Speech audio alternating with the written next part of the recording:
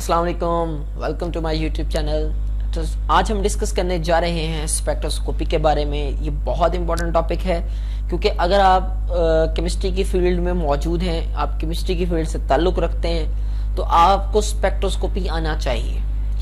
क्योंकि बेसिकली हमें spectroscopy help out करती है कि हमारे पास जो न्यूली सिंथेसाइज्ड कंपाउंड्स हैं उनके स्ट्रक्चर्स क्या होंगे, उनका बिहेवियर क्या होगा, ये हम स्पेक्ट्रोस्कोपी से जो है वो एलुसिडेट करते हैं। तो आज हम डिस्कस करेंगे स्पेक्ट्रोस्कोपी का इंट्रोडक्शन, देन हम फर्दर वो जो एडवांस टेक्निक्स हैं वो हम डिस्कस करेंगे नेक्स्ट लेक्चर्स में।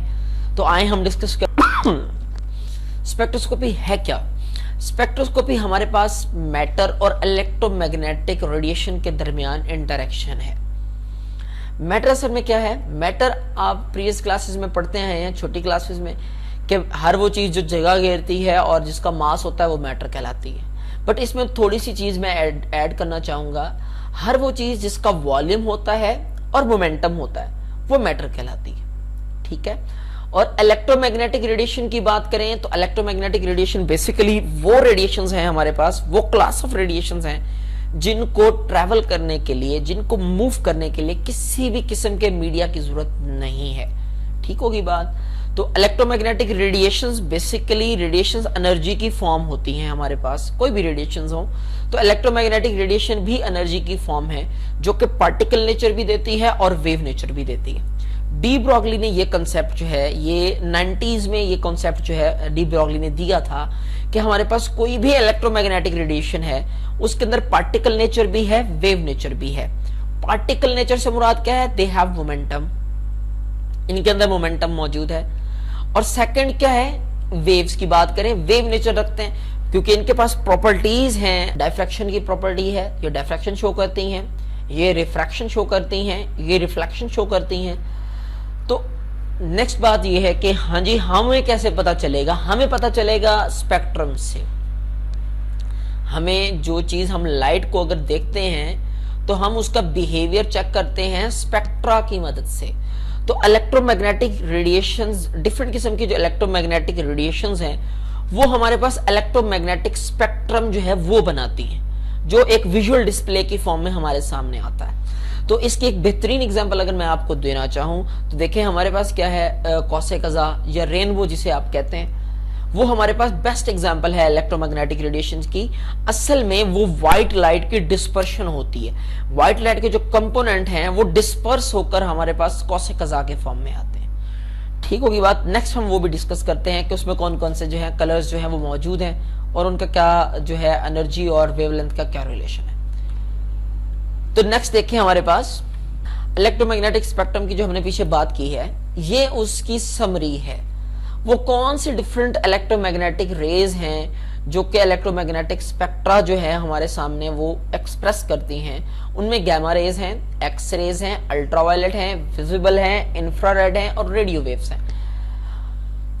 जहां तक बात है इनकी वेवलेंथ की, तो देखें यहां से अगर मूव करते हैं, यानी गैमा रे से हम रेडियो वेव्स की तरफ जाएं तो हमारे पास जो वेवलेंथ है वो इंक्रीज हो रही होती है।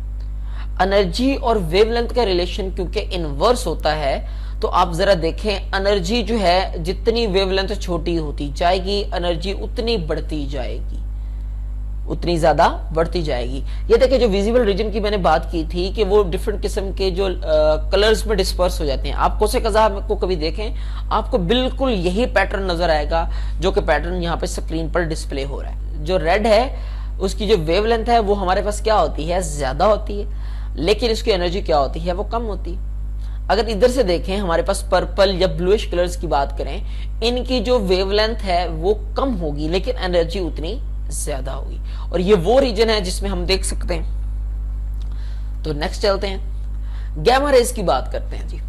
जो हमने वहां पे स्पेक्ट्रा में डिस्कस किया था वो गैमा रेज की बात करते हैं। ये बेसिकली हमारे पास न्यूक्लियर रिएक्शन जो है, हमारे पास जो फिशन रिएक्शन जो है, स्पेशली जो कि न्यूक्लियर रिएक्शन है, ये उसके दौरान ये हाई एनर्जी रेज जो है वो निकलती हैं और ये इनकी एनर्जी इतनी ज्यादा होती है कि ये बायोलॉजिकल ऑर्गेनिजम्स जो हैं, उनके जो टिश्यूज हैं, सेल्स हैं, उनको डैमेज कर देती है।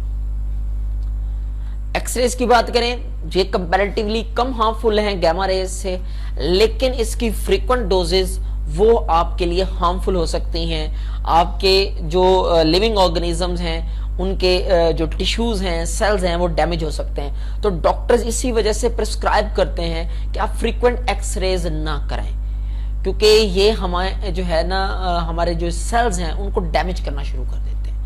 यूवी लाइट की बात करें तो ये हमारे पास सन बर्न जो है ये काज करता है, आई बर्न काज करता है यूवी लाइट जो है। और अगर आप इसके बार बार इसके टुवर्ड एक्सपोज होते रहेंगे, एक्सपोजर होता रहेगा, तो स्किन कैंसर होगा, क्योंकि हमारी स्किन जो है वो लाइट को ज्यादा एक्सपोज होती है।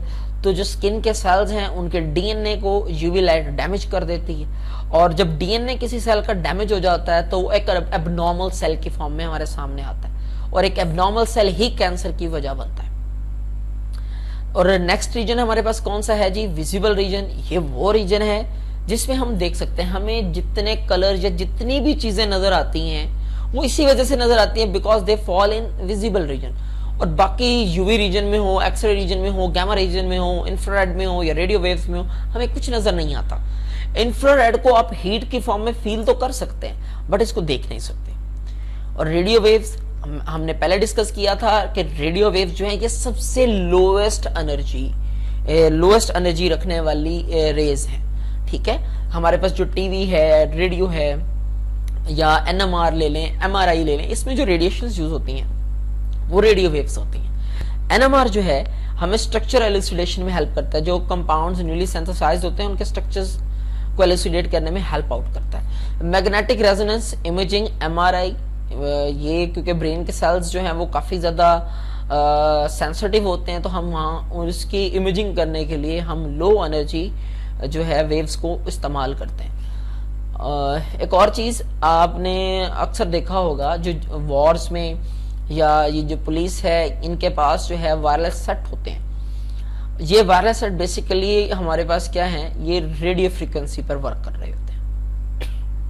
नेक्स्ट चलें, हमारे पास वो कौन कौन सी प्रॉपर्टीज हैं या वो कौन कौन सी बातें हैं या कौन सी चीजें हैं जो कि इलेक्ट्रोमैग्नेटिक रेडिएशन के साथ लिंक करती हैं। तो वर्ड क्या है? Electromagnetic radiation.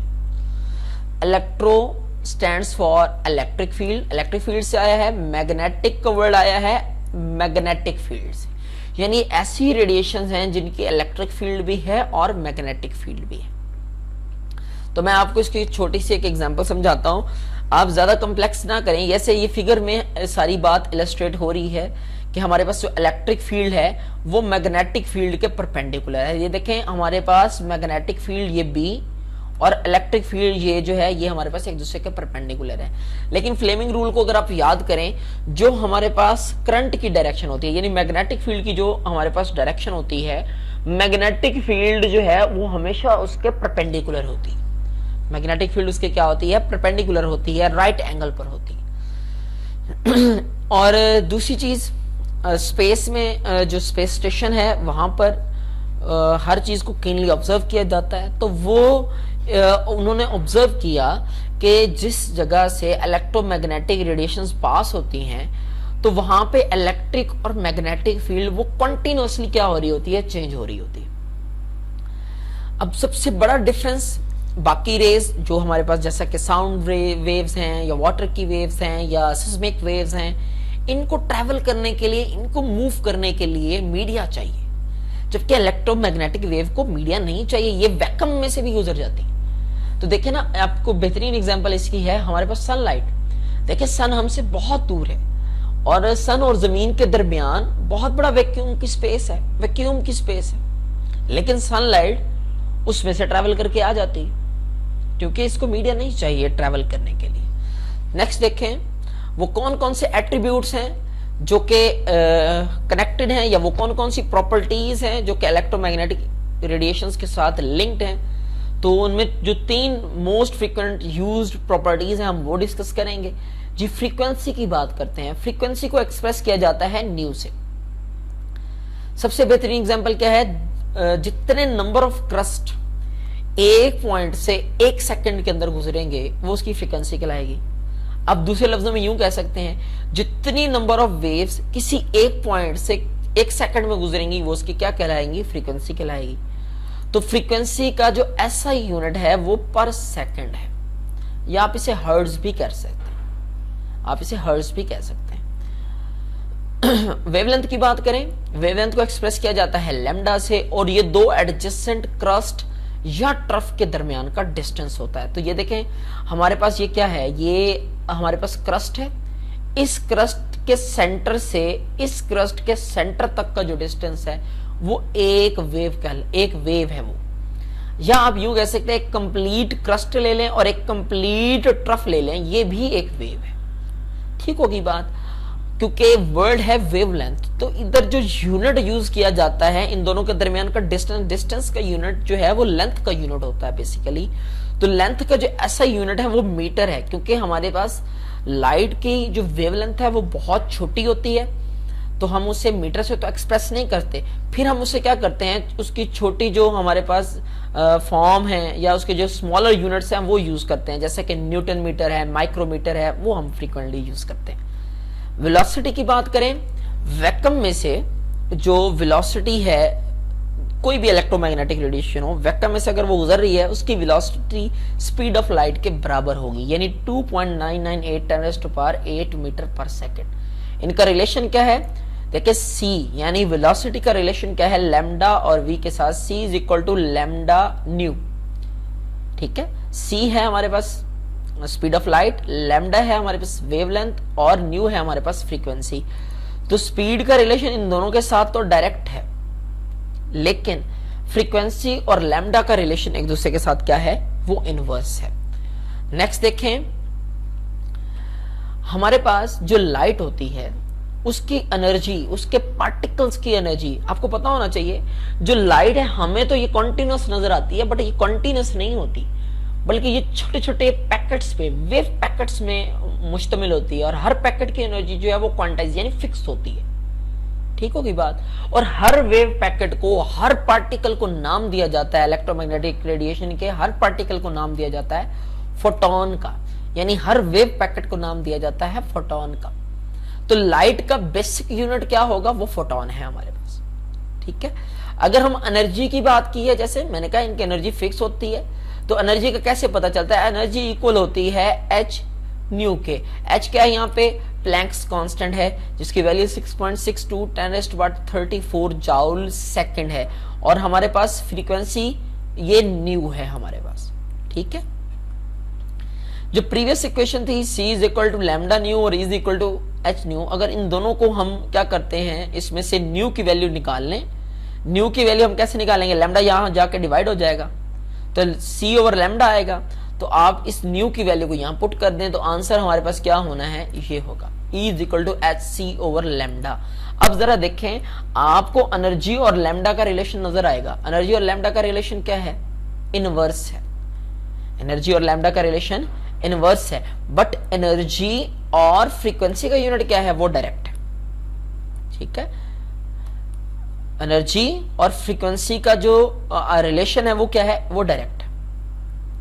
एनर्जी का यूनिट क्या होता है हमारे पास, एनर्जी का यूनिट होता है हमारे पास जूल।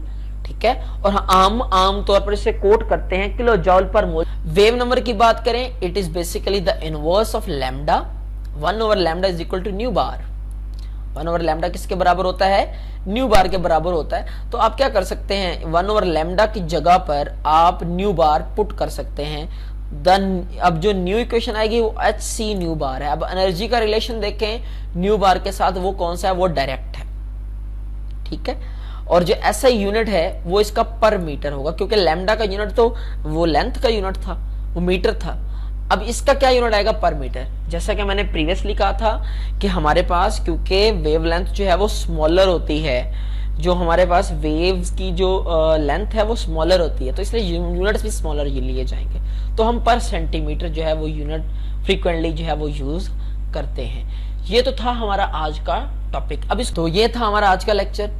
तो इंशाल्लाह हम नेक्स्ट जो है वो डिस्कस करेंगे अल्ट्रावायलेट स्पेक्ट्रोस्कोपी, डिटेल से डिस्कस करेंगे, उसकी एप्लीकेशंस क्या हैं वो हम डिस्कस करेंगे, then IR and then NMR, और हम डिस्कस करेंगे आया कि हम अननोन जो स्ट्रक्चर्स हैं या अननोन स्ट्रक्चर्स जो हैं कंपाउंड्स के, वो कैसे एलिसिडेट कर सकते हैं। Thank you so much, thank you for watching.